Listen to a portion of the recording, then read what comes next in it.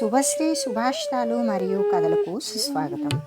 సహృదయులైన శ్రోతలకు నమస్సుమాంజలి. ఇప్పుడు మనం చెప్పుకోబోయే కథ అతడు ఆమె. రచయిత పేరూరు బాలసుబ్రహ్మణ్యం గారు. వెండి వెన్నెల. సాయంత్రపు చలిపులి. రేణిగుంట రైల్వే స్టేషన్లో ప్లాట్ఫామ్పై అడుగుపెట్టాడు చరణ్. వాచ్ కేసు చూసుకున్నాడు. వెంకటాద్రి ఎక్స్ప్రెస్ తిరుపతి నుంచి రావడానికి ఇంకా అరగంట టైం ఉంది అనుకుని అక్కడున్న చప్టాపై కూర్చున్నాడు. చల్లగాలి రివ్వున చెవుల్లోకి దూసుకు వెళుతోంది. జేబులో నుండి ఓ సిగరెట్ తీసి వెలిగించాడు. ప్లాట్ఫామ్పై అటు ఇటు చూశాడు. కొంచెం దూరంలో ఉన్న బుక్ స్టాల్ వద్దకి మెల్లగా నడుచుకుంటూ వెళ్ళాడు. వెన్నెల్లో అమ్మాయి ఉందా అడిగాడు చరణ్. లేదండి, ఉన్న ఒకే ఒక్క వెన్నెల్లో అమ్మాయిని ఆ పిల్ల తీసుకొని వెళుతోంది అని ఆ నవల తీసుకువెళుతున్న యువతిని చూపించాడు బుక్ స్టాల్లోని వ్యక్తి. చరణ్ అటు తిరిగి కళ్ళను ఆమె వైపు జూమ్ చేశాడు. నిజంగా పాలరాతి శిల్పానికి ప్రాణం పోసినట్లుంది. ధరించిన మిల్క్ వైట్ చుడీదారు ఆ అందానికి మరింత వన్నె తెస్తోంది. ఆమెను సమీపించి హలో మేడం అన్నాడు చరణ్. ఆ అమ్మాయి వెనక్కి తిరిగింది. ఆమె అందాన్ని అంత దగ్గరగా చూడగానే చరణ్కు మతిపోయినట్లు అనిపించింది. అబ్బా, చంపలకు దక్కట్టు చారడేసి కళ్ళు మనసులోనే అనుకున్నాడు చరణ్. ఏమిటండి, చాలా క్యాజువల్గా అడిగింది ఆ యువతి. కోయిల కూడా మాట్లాడుతుందా? ఈసారి మనసులో మాట బయటికే అనేశాడు చరణ్. హలో సార్, ఎవరు మీరు? మీలో మీరు అలా గొనుక్కుంటున్నారేమిటి? ఇంతకీ మీకు ఎవరు కావాలి? ప్రశ్నల బాణాలను చరణ్పై సంధించిందా ముగ్ధ మనోహరి. అందమే కాదు, ధైర్యము తెగువ కూడా ఉన్నాయనుకుని ఆమె చొరకు కొంచెం జంకాడు. అది మీ వెన్నెల్లో అమ్మాయి నవలను నాకు ఇస్తారా? ధైర్యం తెచ్చుకొని అడిగాడు. చరణ్ని సూటిగా ఓ చూపు చూసేసి సారీ అనేసి చకచకా వెళ్ళిపోయింది. చేసేదేమీ లేక అక్కడున్న ఓ చెక్కబల్లపై కూర్చొని ఆమె వెళ్ళిన వైపే చూస్తుండిపోయాడు చరణ్. అతను గాయకుడు. వెన్నెల చల్లదనాన్ని, సెలయేటి గలగలల్ని, మధుమాస మధురిమల్ని మొత్తుగా చూసే కోయిల పాటని, ఉగాది సరిగమనల్ని, సంక్రాంతి సంబరాలను మధురంగా పాడి శ్రోతలను మంత్రముగ్ధులను చేస్తాడు. నేటి ఫాస్ట్ జనరేషన్ ముసుగులో స్పీడ్ యుగం అనే నెపంతో మనం పోగొట్టుకుంటున్నది ఏమిటో ఈ లోకానికి తెలియచెప్పాలని, ప్రకృతి అందాలను ఆస్వాదించాలని, ప్రేమానురాగాలు, మానవ సంబంధాలు ఎప్పటికీ ఆర్థిక సంబంధాలు కాకూడదనే భావాలతో పాటలను రాస్తాడు. చరణ్ను హైదరాబాద్ రవీంద్ర భారతిలో జరిగే సంక్రాంతి సంబరాలు వేడుకలో కృష్ణశాస్త్రి గారి గేయాలను పాడటానికి ప్రత్యేకంగా ఆహ్వానించారు. నిర్వాహకులు ఫ్లైట్ టికెట్స్ పంపుతానంటే చరణ్ వద్దన్నాడు. రైల్లో సెకండ్ క్లాస్లో ప్రయాణించడం అంటేనే చాలా ఇష్టం. కిటికీ ప్రక్క కూర్చొని కదిలే రైలులో నుండి ప్రకృతిని చూసి ఆస్వాదించడం అంటే మరీ ఇష్టం. ఏవో మాటలు వినిపిస్తే తల త్రిప్పాడు. కొంచెం దూరంలో నలుగురు యువకులు ఇది వరకు తన నవల అడిగిన యువతిని చుట్టుముట్టి ఆట పట్టిస్తున్నారు. ఆమె చేతిలో పుస్తకం చూసి వెన్నెల్లో అమ్మాయి రోయ్ అని అన్నాడు ఒకడు. చీకట్లోకి వస్తుందేమో అడగరా అన్నాడు మరొకడు. అలా రకరకాలుగా కామెంట్ చేస్తున్నారు. చరణ్కి కోపం వస్తుంది.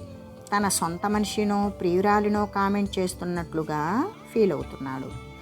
వారికి అడ్డుపడాలని, నాలుగు తగిలించాలని లేచాడు. అంతలో రైలు కోత వినిపించింది.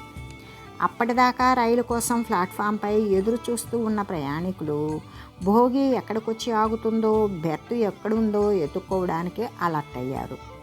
రైలు కీచుమని శబ్దం చేస్తూ వచ్చి ఆగింది. అందరూ వారి వారి భోగిలోకి వెళ్తున్నారు. చరణ్ ఆ కోతిముఖ కోసం చూశాడు. లేరు. ఆమె కూడా లేడు. నిట్టూర్చాడు. అలా నిట్టూర్చి రైలు ఎక్కి తన బెర్త్లో కూర్చున్నాడు. కాసేపు తర్వాత తలపైకెత్తి ఎదురుగా చూసి ఆశ్చర్యపోయాడు. ఆ అందాల బొమ్మ కిటికీ వద్ద ఎదురుగా కూర్చొని ఉన్నది. అమావాస్య చీకటిలో హఠాత్తుగా నిండు చంద్రుడు ప్రత్యక్షమైతే ఎలా ఉంటుందో నల్లని ఒత్తైన కురుల మధ్య ఆమె ముఖార విందాన్ని చూడగానే అలా అనిపిస్తోంది. పెళ్లి చేసుకుంటే ఇలాంటి అమ్మాయినే చేసుకోవాలి అనిపించింది. ఛీ, ఏ స్టేషన్లో రైలు దిగుతుందో కూడా తెలియని ఈ అమ్మాయిని నేనెలా పెళ్లి చేసుకోగలను అనుకున్నాడు చరణ్. రైలు వేగంగా వెళ్తోంది. అలా పిచ్చి పిచ్చిగా ఆలోచిస్తూ ఉన్న చరణ్కి అంతకుముందు ప్లాట్ఫామ్పై అల్లరి చేసిన యువకుల అరుపులు వినబడి ఈ లోకంలోకి వచ్చాడు. వాళ్ళే, ఆ నలుగురే ఆమె ప్రక్కన కూర్చొని మళ్ళీ కామెంట్ చేస్తున్నారు. చరణ్ రక్తం ఉడికిపోతుంది. వారిని మందలించాలని, వినకపోతే గొడవకు దిగాలని ఆవేశంగా నోరు తెరవబోయాడు. కానీ ఎందుకో కాలు ముందుకు పడలేదు. రైలు కడప స్టేషన్లో ఆగింది. ప్రయాణికులతో ప్లాట్ఫారం కిటకిటలాడుతోంది. అదే సమయంలో ఎవరో ఒక యువకుడు రైలెక్కి ఆమె దగ్గరకు వచ్చి నవ్వుతూ పేరు పెట్టి పలకరించి ప్రక్కన కూర్చున్నాడు. అతన్ని చూడగానే అంతవరకు ఆమె ముఖంలో ఉన్న బాధంతా మంచు తెరలా కరిగిపోయింది. ఆమె ముఖంలో ఆ ఆనందం చూడగానే చరణ్ మనసు కూడా ఆనందంతో నిండిపోయింది. అయితే అతనిలో ఎందుకో అసూయ. అతను ఎవరై ఉంటాడు?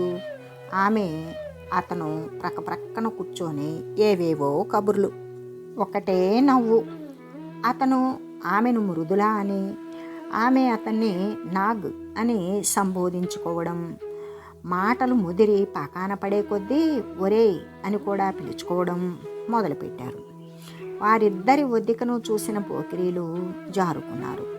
తర్వాత వారి బెడద తొలగిందని ఆమె బ్యాగు నుండి పేక ముక్కలు బయటికి తీసింది. అతను తీసుకొని కలిపి పంచాడు. ఇద్దరూ పేకాటలో మునిగిపోయారు. అతను ఆమెతో అంత దగ్గరగా కూర్చోవడం, అప్పుడప్పుడు తాకడం, జోకులు వేయడం, నవ్వుకోవడం చూస్తూ ఉంటే చరణ్కి మనసు ఒప్పడం లేదు. అతన్ని చూస్తూ ఉంటే మరీ అసూయగా ఉంది. ఆమె అతనితో అంత చనువుగా ఉండడం చూస్తూ ఉంటే చరణ్ మనసు చివుక్కుమంది. ఆమెపై ఇదివరకున్న జాలిపోయి కోపం పుట్టుకొచ్చింది. ఇక వాళ్ళిద్దరినీ చూడలేక కళ్ళు మూసుకున్నాడు. అయినా వారి నవ్వులు, మాటలు, పేకాట కళ్ళ ముందే మెదులుతూ ఉన్నాయి. అలాగే ఎప్పుడో నిద్ర పట్టేసింది చరణ్కి. ఉదయం 8 అయింది. ఎవరో మెల్లగా తట్టి నిద్రలేపారు. లేచి చూస్తే Hyderabad Kacheguda railway station. Sir, నేను రంగయ్యను, దిగండి సార్, రాత్రి బాగా నిద్రపోయినట్లున్నారు అంటూ చరణ్ లగేజీని అందుకుని దిగాడు ప్రోగ్రాం ఇన్ఛార్జి పంపిన car driver Rangayya.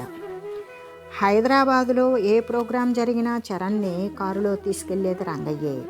Charan car వద్దకు వచ్చి డోర్ ఓపెన్ చేశాడు. కారులో వాళ్ళిద్దరూ కూర్చొని ఉన్నారు. చరణ్కి పట్టరాని కోపం వచ్చింది. పైకి ఏమీ అనలేక అలాగే వారిని రంగయ్యను మార్చి చూడసాగాడు. ఏంటి సార్, వారిని చూసి అలా ఆశ్చర్యపోతున్నారు? ఎక్కండి సార్, ఈమె పేరు మృదుల, మీలాగే సింగర్. ఇతను మృదుల అన్నయ్య నాగరాజు. మన ప్రోగ్రాంలో పాడడానికే మృదుల గారు కూడా వస్తూ ఉన్నారు. చరణ్కి ఒక్కసారిగా మతిపోయినంత పని అయింది. మౌనంగా బొమ్మలా కారెక్కి కూర్చున్నాడు. మృదులమ్మ, ఈయన చరణ్ గారు, కవి, గాయకుడు అంటూ పరిచయం చేశాడు. మా చెల్లెలకి మీ పాట అంటే ప్రాణం సార్. అలాంటిది ఇప్పుడు ఏకంగా మీతో కలిసి పాడే అవకాశం కలిగినందుకు మృదుల ఎంత ఆనందపడుతుందో చూడండి అన్నాడు నాగరాజు. చరణ్ మృదుల వైపు చూశాడు. ఆమె మొహంలో ఆనందం. మరీ మీరు కడపలో ఎక్కారు కదా? నాగరాజును అడిగాడు చరణ్. నేను కడపలో ఉద్యోగం చేస్తున్నాను సార్. డ్యూటీ అయిపోగానే రెడీ అయ్యి అక్కడి నుంచి మా చెల్లెలతో కలుసుకోవడానికి ముందే ప్రోగ్రాం ప్లాన్ చేసుకున్నాం వివరంగా చెప్పాడు. రాత్రి వారిద్దరినీ చూసి జలసీ ఫీల్ అయినందుకు సిగ్గుపడ్డాడు చరణ్. కుటుంబ అనుబంధాలు గురించి ఎంతో గొప్పగా లోకానికి పాడి వినిపించే తాను తన ఆలోచన విధానం కూడా ఈ సమాజానికి ఏమీ తీసిపోలేదు. 10 మందికి చెప్పడం కాదు, మొదట మన ఆలోచన తీరు మార్చుకోవాలి అని మనసులోనే బాధపడ్డాడు చరణ్. మనం చెప్పుకునే ఈ కథలు మీకు నచ్చినట్లయితేనే లైక్ చేయండి, మీ మిత్రులకు షేర్ చేయండి. క్రొత్తగా చూస్తున్న వారైతే సబ్స్క్రైబ్ చేసుకోండి. మీ అభిప్రాయాలను కామెంట్ రూపంలో కూడా తెలియజేయండి. నమస్తే అండి, ధన్యవాదాలు. శుభశ్రీ సుభాషితాలు మరియు కథలు, క్షీరపురము, సాగర తీరము.